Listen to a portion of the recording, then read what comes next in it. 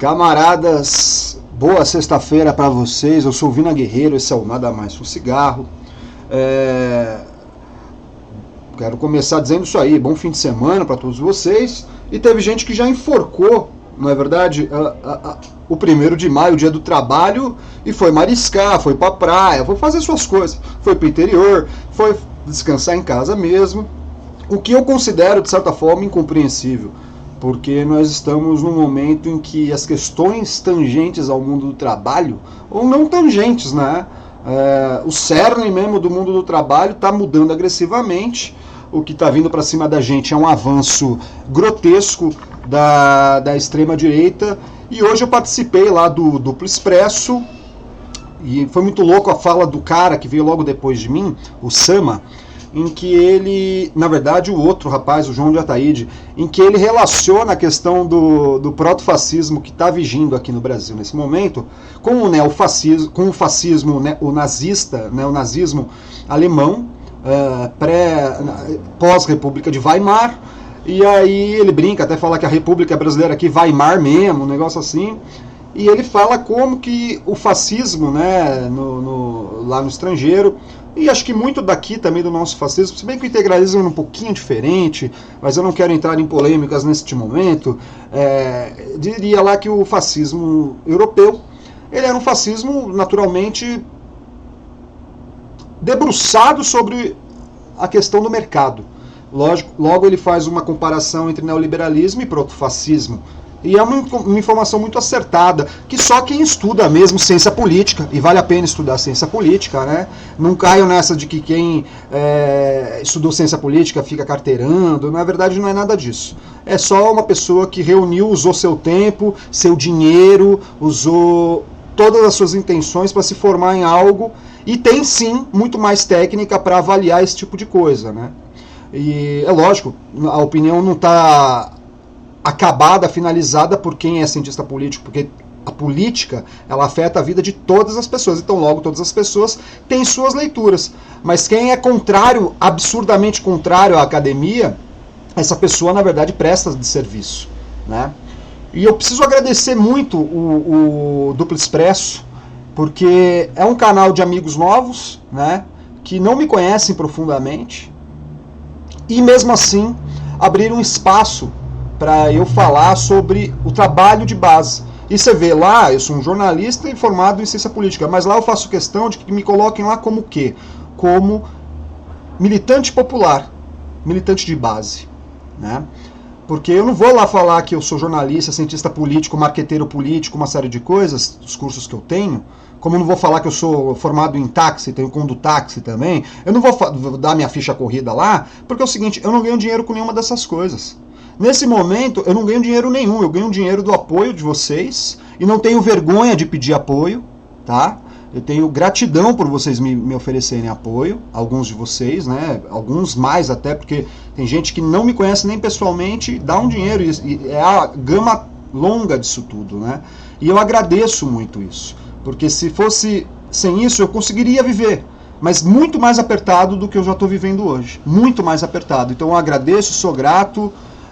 Nunca vou falar que canal que pede dinheiro aí, estão te enrolando, isso eu não vou falar, mas eu vou dizer o seguinte, o meu comprometimento é de que eu não vou mudar a forma como eu sou, essa bagunça, essa confusão, porque eu quero o dinheiro e isso vai ser mais importante, eu não vou oferecer clickbait, eu não vou oferecer uma série de coisas aqui, surfar a hype, como o outro diz lá, eu não vou fazer nada dessas coisas com o intuito de ganhar cada vez mais. Eu até sempre falo para vocês o mesmo, se eu ganhasse R$1 de cada um, não apertaria ninguém, eu sairia muito satisfeito e não teria camarada aí que precisasse me dar 20, 30, 50, às vezes até mais que isso. Eu não vou nomear quem faz isso, tem gente fazendo e eu agradeço, tá? Eu preciso agradecer mesmo o Duplo Expresso por essa minha terceira participação. A minha participação lá é finita, eu não vou ficar lá para sempre, tá?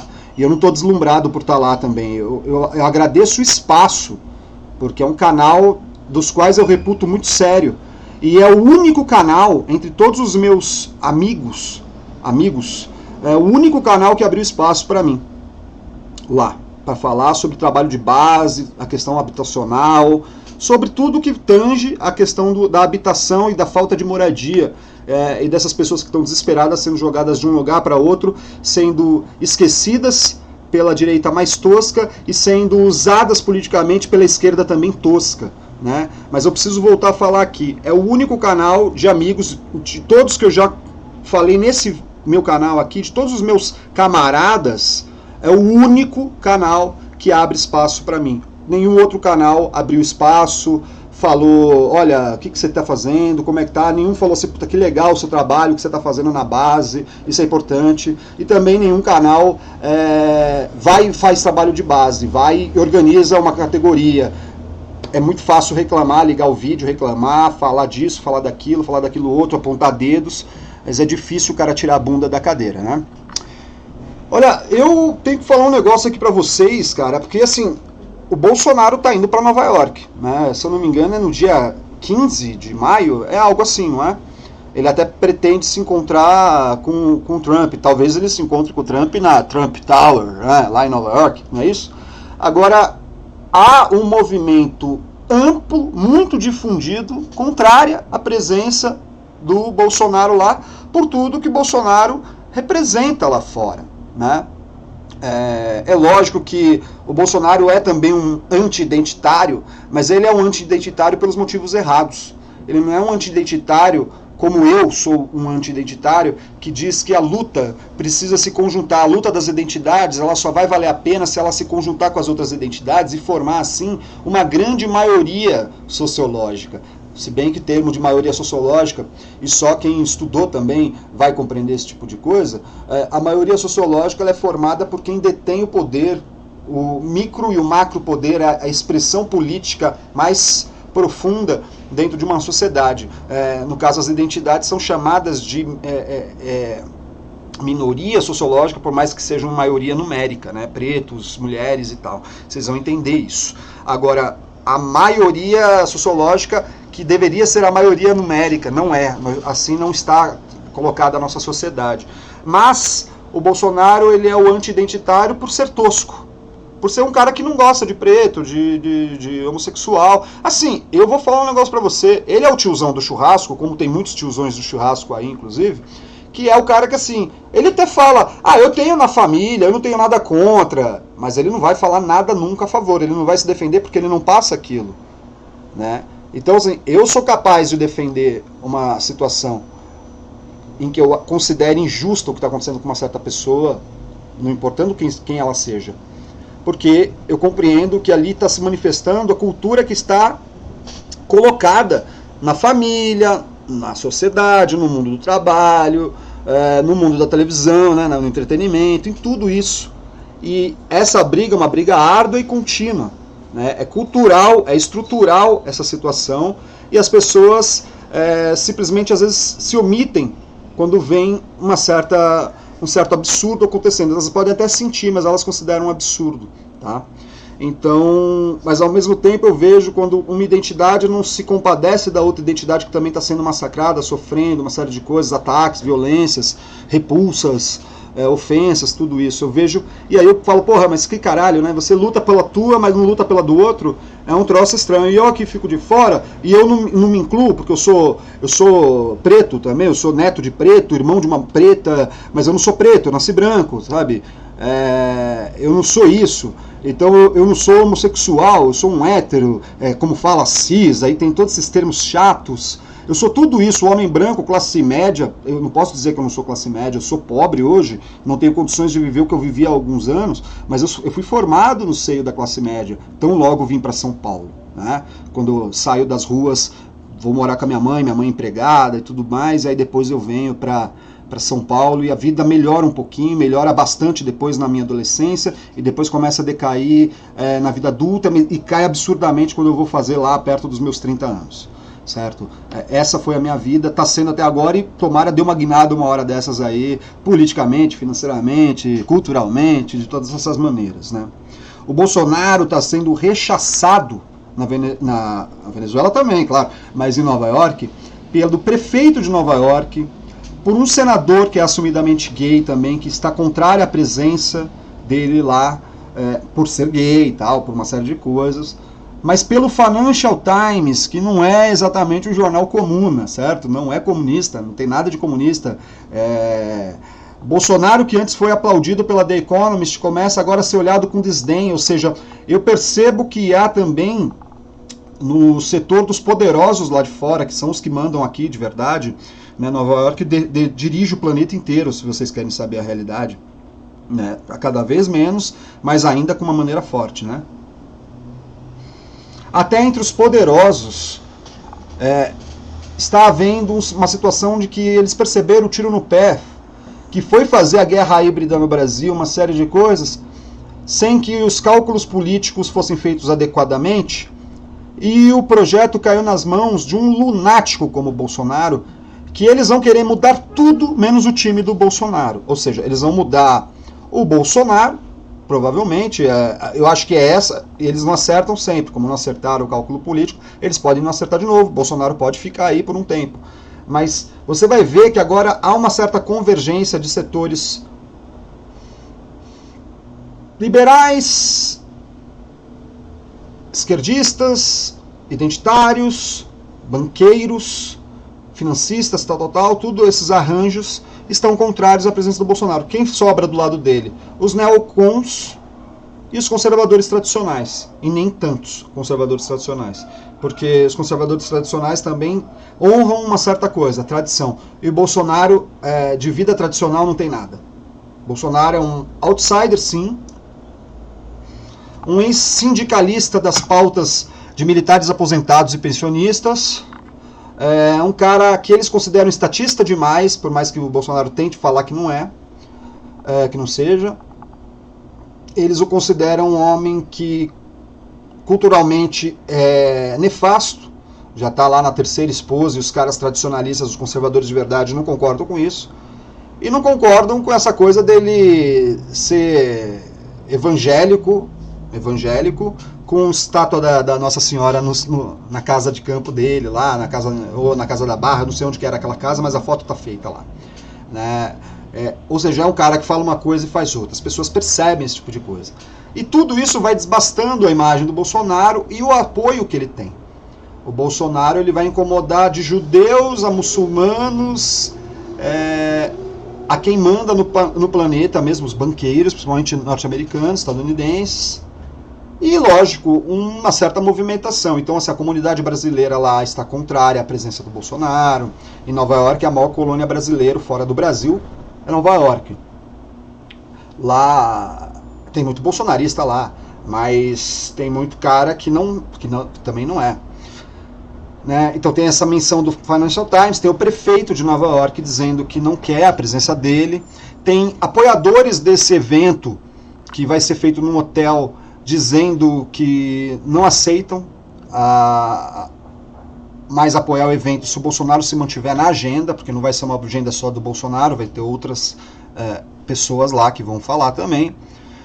Um museu onde seria servido um jantar em homenagem ao Bolsonaro já declinou, falou não, aqui não. Então esse jantar vai ser feito no próprio hotel, provavelmente. E esse próprio hotel está dizendo, olha, a gente não pode definir quem vem para cá, aqui é aberto para todos. Aí esse senador gay lá acho que de Nova York, mas estadunidense, né, isso é fato, democrata, ele diz assim, então quer dizer que se os neonazistas, como um partido instituído, quiserem se reunir aí, vocês vão aceitar? Né? É uma fala muito forte, porque como também em Nova York tem a maior comunidade judaica fora de Israel, isso já mexe, porque isso vai para os tabloides, vai para a manchete de jornal, isso gera uma série de cisâneas, discussões mil, como a gente tem no Brasil, lá também tem, né? Lá também tem rede social, talvez até mais efervescente que aqui, porque lá os caras vão na goela mesmo, na garganta das pessoas, né? E o modo dos caras, né? O modo cultural que eu até acho meio nefasto a gente trazer para o Brasil, porque é uma coisa muito da cultura deles, lá onde você pode ofender alguém, você não vai ser preso por isso, né? O máximo que você vai tomar é um processo civil, não criminal, em que você vai ter que provar certas coisas que você disse sobre alguém, mas isso não vai te apenar, isso vai fazer com que você pague uma multa, um trabalho para o Estado em medida sociopunitiva, né, do reeducação social, esse tipo de coisa, né? Você não vai pegar uma cana braba por conta disso, né? Isso eu falo no âmbito de pessoas com pessoas, mas também no jornalismo. No Brasil, não. No Brasil, você já vê que Maria do Rosário leva para o litígio, leva para o criminal algo que o sórdido sim, Danilo Gentili falou dela. E falou também de outras pessoas. Danilo Gentili fala pelo cu. É isso que eles falam. Direitista fala pelo cu. Esquerdista fala pelos cotovelos. E nacionalistas falam com o cérebro. Tem que falar com o cérebro. Se não falarem com o cérebro, se derem lugar só à emoção vazia, extemporânea, aí já não são mais nacionalistas, são arremedos de patriotas, são patriotada, como diz o Ciro Gomes, diz acertadamente, certo? O projeto nacional e nacionalista, ele não é nada um projeto contrário à presença estrangeira no Brasil, ao apoio a refugiados e nada disso. Mas também não é o uso político da babaquice, em que o Bolsonaro declara que vai doar 200 milhões para refugiados venezuelanos chegando em Roraima, o que faz com que a comunidade política de Roraima se insurja contra isso, falando assim, não tem dinheiro para o nosso estado, mas tem dinheiro para você dar para venezuelano que vem para cá. E o que vai fazer esse dinheiro, Bolsonaro, chegando aqui? O venezuelano vai fazer com que mais venezuelanos venham para cá e gerem um problema. Porque esse dinheiro, 200 milhões, parece muito, né? Acaba rápido. Principalmente quando ele é usado só para o apoio de pessoas que não vão formar casas, ter trabalho disponível, elas vão sempre depender disso. O Brasil está em crise. Não é que a gente tem que fechar as portas para os refugiados estrangeiros, mas é que a gente só pode atender bem alguém quando a gente está bem. Você não pode ajudar alguém se você está com muleta. Como é que você vai ajudar a velhinha a atravessar se você está de muleta? Você que precisa de ajuda. Tomara a velhinha te ajude a atravessar. E lógico, aí vocês vão juntos. Um para o outro, tal. A visão de quem está vindo de carro aí é maior. Tem duas pessoas, um cara de muleta e uma velha. Tal. Aí as pessoas até, entendeu? Nesse sentido. Mas você não ajuda ninguém se você estiver fraco. Se você estiver fraquejado. E o Brasil está fraco. Do governo Bolsonaro para cá, 100 e poucos dias de governo, mais 1 milhão de pessoas entraram no desemprego. Tá? E a leitura do desemprego ela só é baseada nos que estavam empregados antes, em questões em quê? Da formalidade do trabalho, carteira assinada, ou também de um MEI, de uma MEI aberta. Então, quer dizer, as leituras são feitas com base em quem já estava num mínimo de formalização. Ou seja, o número é ainda maior. O número, na verdade, entre desempregados, pessoas em trabalho precário, pessoas que não formam nenhum salário por mês, como eu não formo um salário mínimo por mês, tá? Eu vivo de ajuda, eu vivo da doação do meu pai, da comida que a Tatá traz pra mim, e não admito filha da puta nenhum falar que, porque eu peço isso aí, eu sou, entendeu? Eu sou um vendido, quer dizer, isso é um absurdo, certo? Isso magoa a gente, isso não faz sentido nenhum. Se eu pudesse, eu estaria trabalhando. Então, quer dizer, se o babaca que fala merda aí tiver um trabalho pra mim, me diga onde, não importa onde é, se é nesse estado, se é em outro, eu vou, entendeu? Desde que eu possa continuar fazendo o meu trabalho aqui. Agora, eu não tenho um caralho pra oferecer, mas gente pra falar, botar dedo, tem um monte, certo? A verdade, esse número são em torno de 28 milhões de pessoas. Não são 14 milhões, é o dobro. De pessoas que estão totalmente precarizadas em suas vidas, dependendo de ajuda, de solidariedade alheia, da caridade também. Para comer, para pagar um aluguel, para viver. Que sorte a minha, infelizmente eu amo meu filho e infelizmente eu não posso estar com ele, mas se ele estivesse aqui comigo hoje, ele estaria passando necessidade. E assim é no lar de milhões de brasileiros, cara. E isso está errado. Então o Bolsonaro deveria olhar para esse tipo de coisa. Parar de querer, ele tem que parar de fazer campanha. O Bolsonaro é tão ridículo que ele está fazendo campanha em pleno governo e ele está fazendo oposição a si próprio. E ele não percebe isso. É como o PT, que gosta de estar na tarefa de opositor, porque é onde eles sabem, onde eles ficaram muito mais tempo até do que foram um governo. O PT tem 30 e poucos anos, foi 14 anos de governo e o resto foi oposição. É o que o PT sabe fazer. E só joga para o quanto pior melhor, porque eles acham, de alguma maneira, que eles vão herdar esse governo do Bolsonaro. Só que a chance do PT fazer o próximo governo do Bolsonaro é mínima. E também, se o Ciro pegar o governo do Bolsonaro, a chance é mínima de dar certo. Não nos enganemos, não vai ser fácil. A gente precisa de um plano de desenvolvimento nacional urgente. Parar a entrega, parar de pagar a dívida pública, não tem que pagar mais nada. É 1 ano que a gente para de pagar a dívida pública, conversando com os credores, fala assim, ó, é 1 ano. Depois a gente pode até te dar mais do que a gente está devendo. Mas é 1 ano para a gente resolver o déficit habitacional, o déficit energético, o déficit das logísticas brasileiras, das estradas de ferro, da produção e financiamento de clusters, de cooperativas de trabalhadores, de um novo modal capitalista que vença o rentismo, que a gente transforme aqui num grande pátio produtor. É disso que a gente precisa. Não é de falastrice, não é de análise torta, de tiozão de churrasco. Não é disso que a gente precisa. A gente precisa sanear o Brasil. 50% dessa população não tem saneamento básico.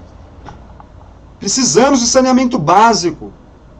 Desculpa, o número é maior.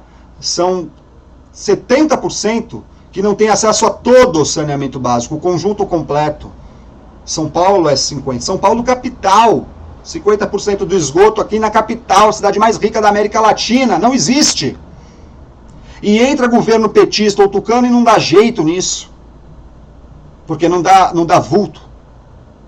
Só que isso faz encarecer, as pessoas vão pegando doença e vão formando filas nos postos de saúde. Uma coisa tem sempre a ver com a outra, a educação tem sempre a ver com a outra. Uma coisa tem a ver com a outra. A educação é a base de tudo. Tabata Amaral, nesse sentido, está correta. Com a educação financiada, a gente vai conseguir diminuir investimentos necessários no futuro. Por quê? Porque as pessoas já estarão educadas e não cometerão erros na área de segurança, na área de saúde, na área disso, daquilo outro, do trabalho, da imbecilidade alheia. Então a educação é o primordial, Brizola já dizia, né? Darcy Ribeiro, né? Então é isso que a gente precisa fazer. E pensar no novo plano de desenvolvimento nacional. O resto é futrica. O resto é perfumaria. Eu tô cansado de perfumaria, de camarada meu ou de não camarada meu. Um abraço para vocês e um abacate sisudo.